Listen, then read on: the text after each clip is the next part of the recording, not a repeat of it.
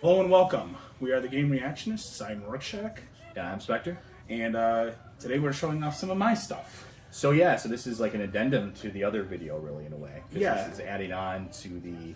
We did a big unboxing, of course, for Zelda, and now we have all the knickknacks that we kind of hinted at. So when Tears of the Kingdom first launched, there were a lot of pre-order bonuses that I didn't get because there were a lot of region-specific pre-order bonuses. So I did buy them, but they weren't shipped to me yet because the game had just come out, and some of these things were coming from overseas. Take some time to get here. You didn't go to Korea and get this stuff yourself? I didn't. I wanted to. Wife said it probably wasn't a good idea. I thought she was probably right. So we got a lot of cool things here. So I'm going to be showing off a lot of the extra pre-order bonuses that I didn't have in the original video. I will link that video in the description below as well if you want to check out the Tears of the Kingdom Collector's Edition unboxing with the amiibo and the pre-order bonuses I had at that time. So we're just going to get started, and actually I'll start off with this one because this is not a pre-order bonus actually. This is a Nintendo Store medallion, and it's got shown off right there. Pretty cool medallion. It does glow in the dark. So we say Nintendo Store, so that's the My Nintendo points you have to use to get that? Yes, so I don't know if you remember, but Nintendo used to have in all of their games, you had these codes, you put in these codes. Oh, in Club Nintendo.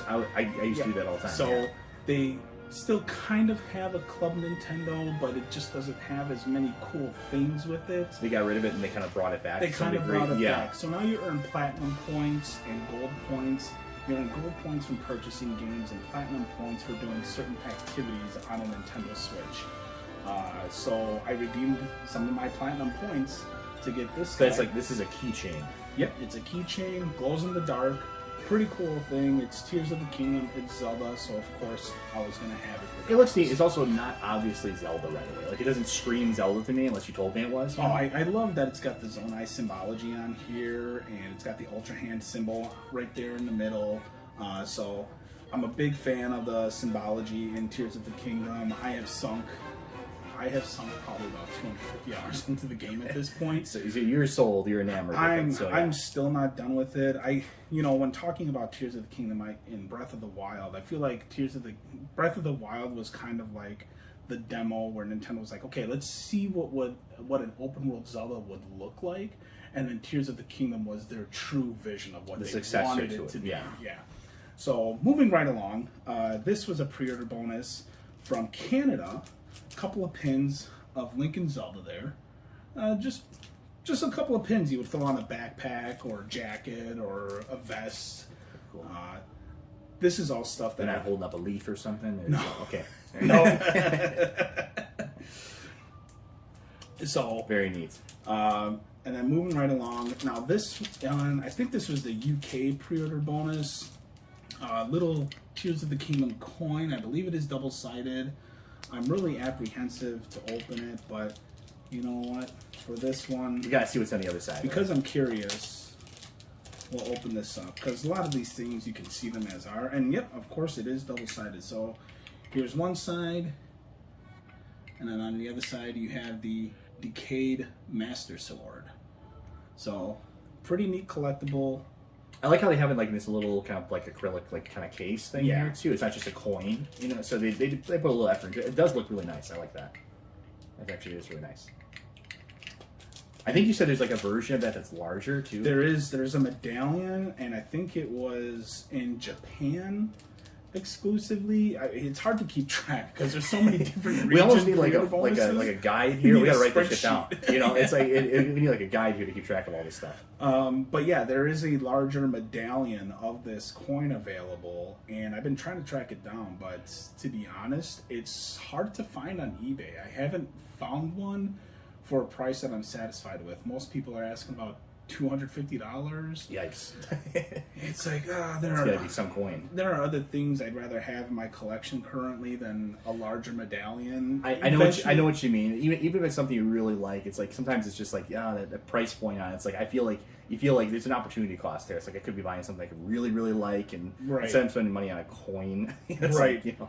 And then this is kind of a unique one. Again, I think this is available in the Asian markets as well as the UK markets, but it's a Tears of the Kingdom luggage tag. I don't know what else to say about it. I mean, it's kind of nice looking actually. I mean, it's got like that kind of faux like leather look to it. I mean, it looks kind of nice. I'm actually trying to find like a luggage tag. Now, my thing with luggage tags though is like the purpose of them for me is that I know some people use them as fashion. For me, it's like just to identify my bag quicker. So right. I want something that screams like it's really like blatantly obvious. So this is very kind of subtle and subdued, but I mean it does look nice. It's got the logo on it and everything, so it does look pretty nice. Well, and for me, and I'll see if there's anything on the other side of this because this one looks pretty easy to open as well. If I were to use this, I think this would be 100% identifiable. Okay, so there is nothing on the back. And I don't know how well you'll be able to see it. It just has the Legend of Zelda Tears of the Kingdom logo on the front there. I think this would be easily identifiable for me. I don't know too many people who would go around with a Zelda luggage tag on their luggage. I suppose so. I'm thinking like a bright and colorful thing. Like throw like a Pokeball on mine or something like that. Right. Like just something that really like just gets your attention. I don't quite understand it, but it exists. I don't see the correlation with the game itself.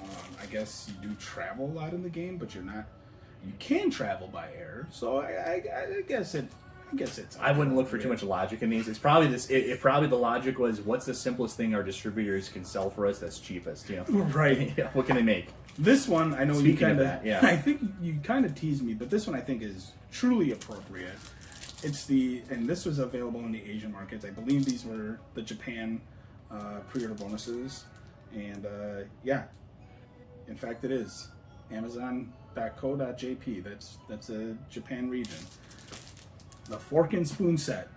This is actually you think it would be chopsticks, right? I mean, maybe, but I mean there is cooking mechanic in Tears of the Kingdom and Breath of the Wild, so it does make sense. You're going to eat your food with utensils, and it's got the Legend of Zelda logo on the arm of each utensil, and I mean they are.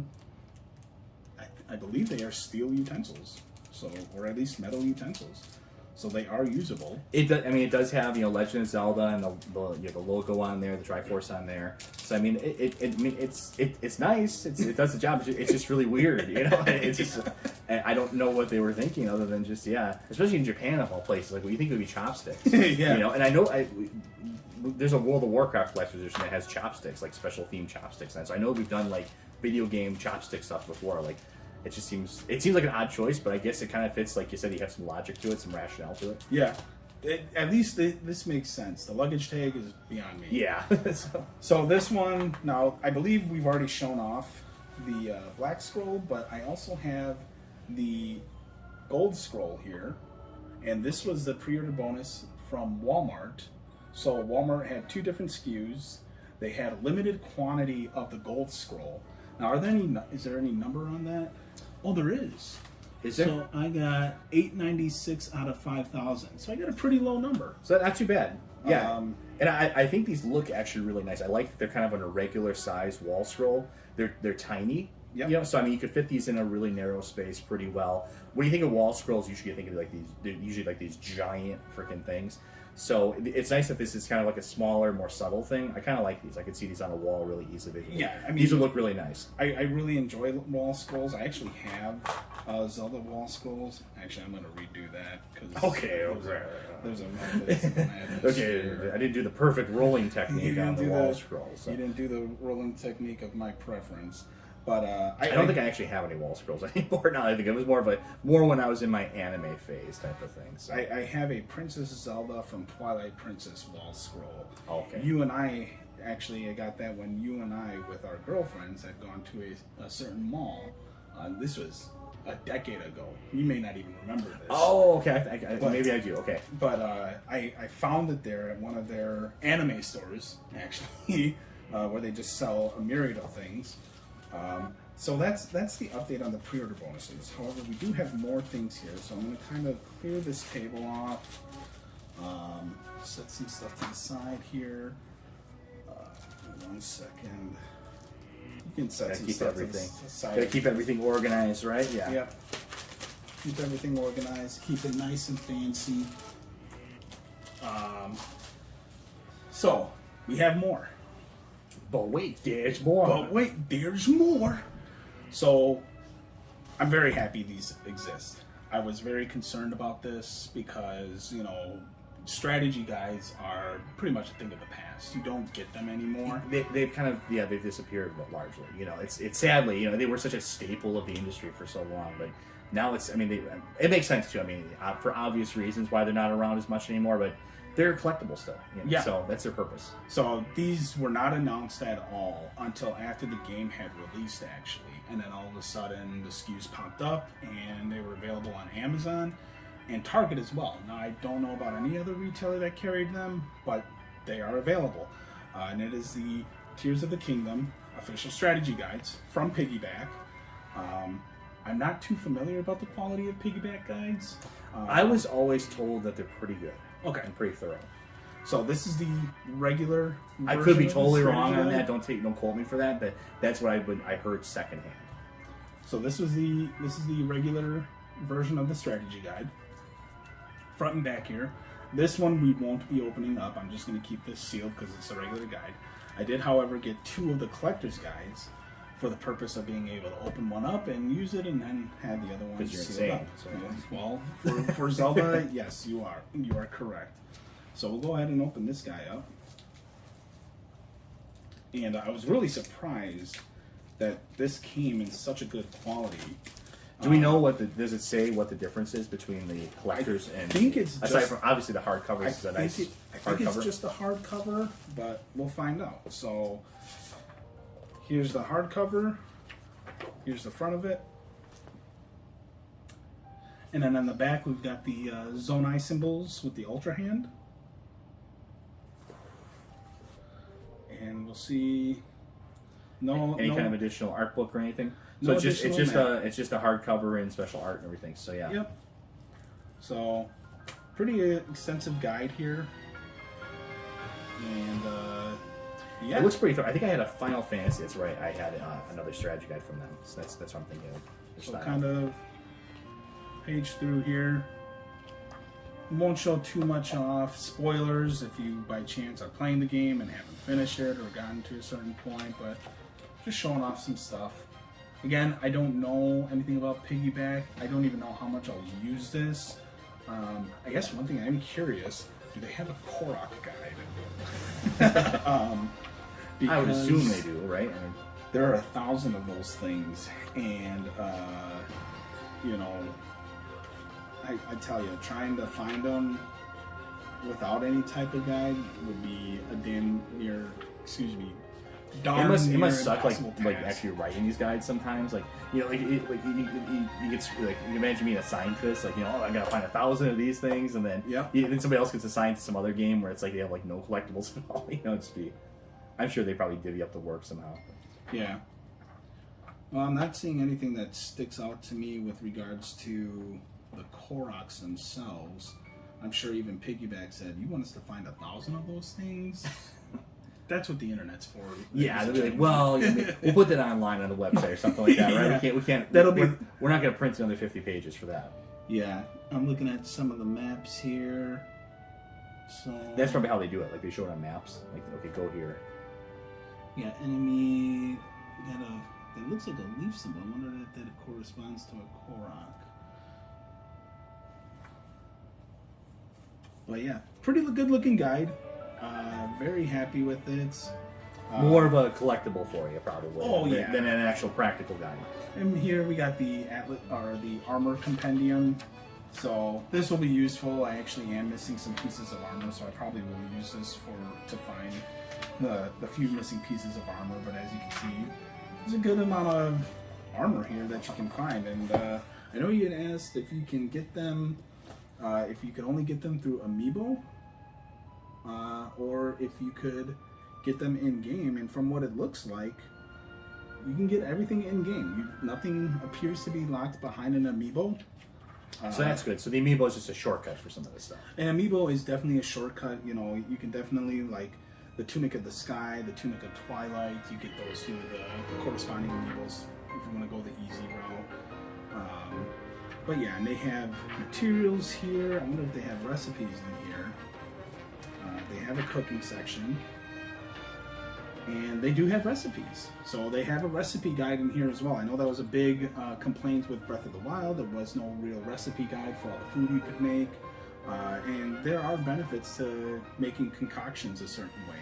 It gives you certain attributes for your character, making you able to take on enemies easier or traverse easier. So it's good that they have this in here. But all in all, pretty comprehensive guide. It looks nice on a shelf, if nothing else, right? Yeah, I mean, I gotta say, it does not look like they have a Korok guide. Oh, no. Korok seeds. Oh, wait, 27, 34, and 36. So let's see here. Probably just an explanation of Korok seeds. Yep, so there are 2 ways to obtain Korok seeds. Yep, okay. And then page 34. There's a lot of them, figure it out. Yep. That's pretty much what it is. And then 306. Let's see what 306 is.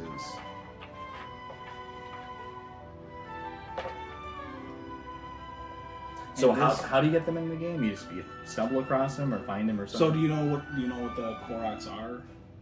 Can't remember. They're the if you've played Wind Waker, they were in Wind Waker. The little leaf people. They were the little forest people, and so you find them by completing certain tasks within the game. So like, for example, you'll see one.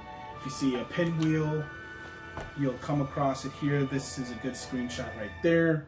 You go near the pinwheel, you'll see balloons pop up. You shoot all the balloons. That unlocks a Korok for you. There are Koroks that need help getting to their Korok friend, and then you can create a vehicle or carry him to his friend, and that gets you Korok seeds as well. So there's a myriad of different ways to obtain them.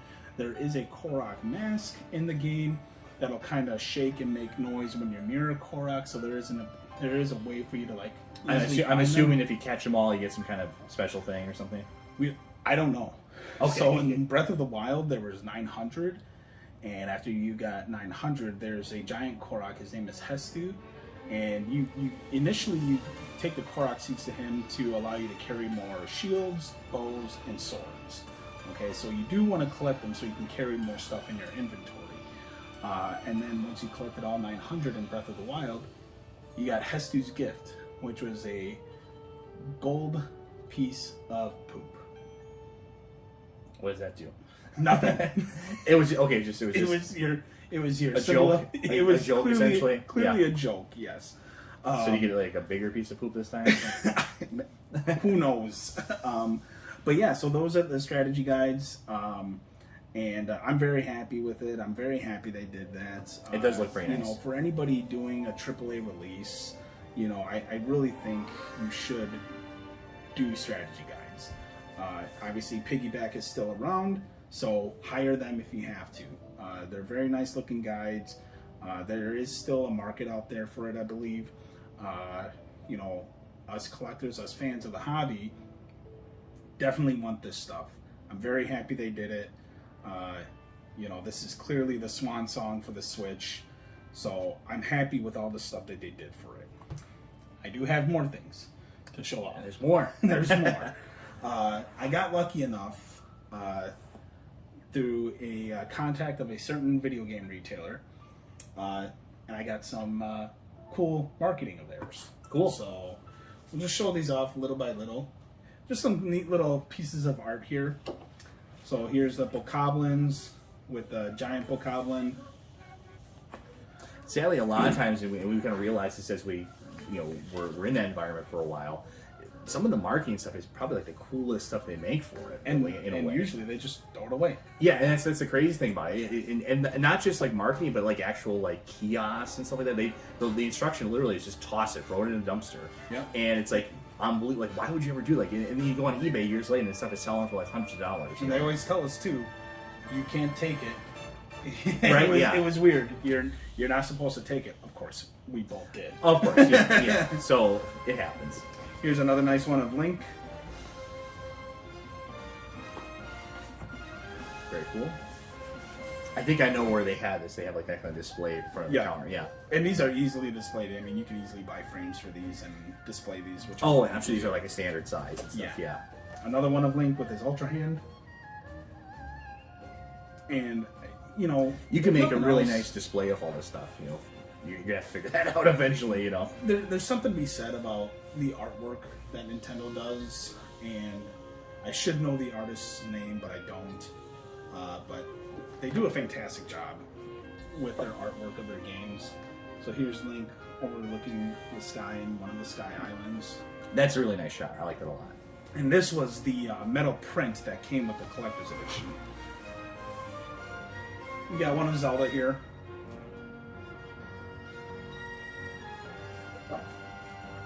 That one, nice. It's okay. It's something. Yeah. And then a nice one, a nice topper. Legend of Zelda: Tears of the Kingdom. Very cool. And then, one last thing. I was very happy to get a hold of this. Yeah, this is kind of neat. This is actually pretty decent quality here. So we'll stand up here, kind of get a good shot. But this is a good cloth fabric. So I'm it's very like weighted happy. on the sides too, so you can kind of spread it out and it looks nice. Yep. It's actually pretty nice, pretty cool, pretty good quality for this. And the same thing is you have like a larger version of this too. I have a much larger version of this. I don't know what I'm gonna do with that larger I mean, version this you yet. can easily throw on a wall. That other one, I mean, unless you're living in like in a cathedral, I don't think you're not Put gonna, it in my window or something. Yeah, you're not going to be able to like, yeah. I don't, but at least that one's going to be really nice to display. So yeah, that was our follow-up video to Tears of the Kingdom. Again, I'll link in the description below. I'll link the video for the collector's edition unboxing. So if you haven't seen that, check it out. They didn't make a standee, did they? They not in any American retailers that I've seen. Oh, okay. There are standees that exist in other regions. The standees look nice. Those go for a pretty penny on eBay. I can imagine. Yeah. So maybe one day. Standees are actually kind of hard to like. I ran into this dilemma when I got a bunch of them. Like they're really hard to actually like put in a spot. Like it's hard to find a spot for them. Sometimes. Yeah, and you got to make sure you put them in a nice, cool, damp-free environment. Because it is still cardboard. They're not so really. you don't want it to They were rot. never designed to really last. So, Yeah, they don't stand the test of time, but they are cool talking pieces if you do have one. But yeah, that was my follow-up video to Tears of the Kingdom. I really wanted to do this, show off the extra knickknacks. I mean, there was a lot that they did for this game. Nintendo clearly, was pushing this game, wanting this game to be a success. And I mean, for all, oh gosh, I'm drawing a blank on what I wanted to say. For all intents and purposes, it was a success. Yeah, no, I mean, like I think you said, this is kind of the swan song for the Switch. I don't think we're going to see another Zelda game on the Switch. No. So this is going to be, I mean, they had some, pretty big hits of these two. I mean, it's sold extremely well. Switch is very, very successful. I don't know if it's going to hit quite PS2 numbers, but it's up there. It's close. It's getting there. Yeah, I mean, it's a very successful system. The follow-up's going to be very interesting. Yeah. Because last time Nintendo had a very successful system, the follow-up was pretty atrocious. Seems to always be the case with them, right? They have a great system, and then they have a follow-up that kind of doesn't do so well. And it's more of a recent pattern because I guess Nintendo's kind of all over the place because NES was a big success, Super NES was a pretty big success, 64 was a disappointment, GameCube was a much bigger disappointment, right? And then you had Wii, which was huge, and then Wii U, which was like the worst thing ever, right? And then now you have Switch, which is like the best thing ever, essentially. So, and then also you also have Virtual Boy in there at one point. Too, so, yeah, but we won't talk about that. So their handhelds is really what kept them in the game for so long. So like when N64 and GameCube weren't doing so well, they had the Game Boy Color, the Game Boy Advance, and then the Nintendo DS to keep them afloat. So they always had some great marketing way of keeping themselves relevant and keeping themselves successful because their handhelds were a great success. But it'll be interesting to see where not only what the next Switch will be, but also where they take Zelda from here. Yeah, and I think they've hinted that they kind of want to keep in this direction for a little bit. But I mean, we'll see. I don't think they're just going to make another one of these. I think it's going to be something a little bit different next time. Sure. So we'll see. We'll see what that actually is. But we probably won't hear hide nor hair of it for another at least 3 or 4 years. We'll probably be in our 40s by the time the next game probably comes out. That's crazy to think of, but it's probably true. Yeah, that's a little daunting to think about. Right.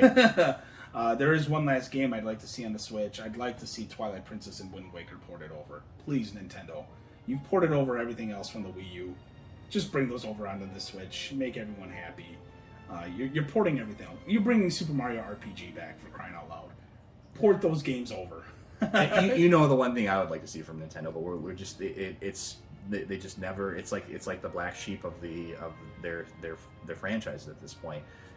Star Fox. Yeah. Like, well, what happened? I mean, I know Star Fox Zero was horrible. It shot itself in the leg quite a bit, but I mean, you had some fantastic games. So like, bring that back too, or tell you what, just at this point, just wait for Switch 2 or whatever you're going to call it, and just maybe that'll launch game. How cool would that be? Yeah. Come on, or F-Zero. You got it, Nintendo. Yeah, you got these great franchises, and I mean, you can keep reinventing them. So yeah. I mean, why not? What's the worst that could happen? Exactly. You get Star Fox Zero, I guess.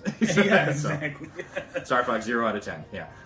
so yeah, any final thoughts on the stuff that we No, said? I know you're not too crazy about Tears of the Kingdom, but I'm a big Zelda fan, but I'm more of the, I guess you could say now, the classic Zeldas. But I think this is really cool stuff. I think the pre-order bonuses are kind of interesting. They're kind of a little wacky. It's like the most pre-order bonuses I've seen for one game.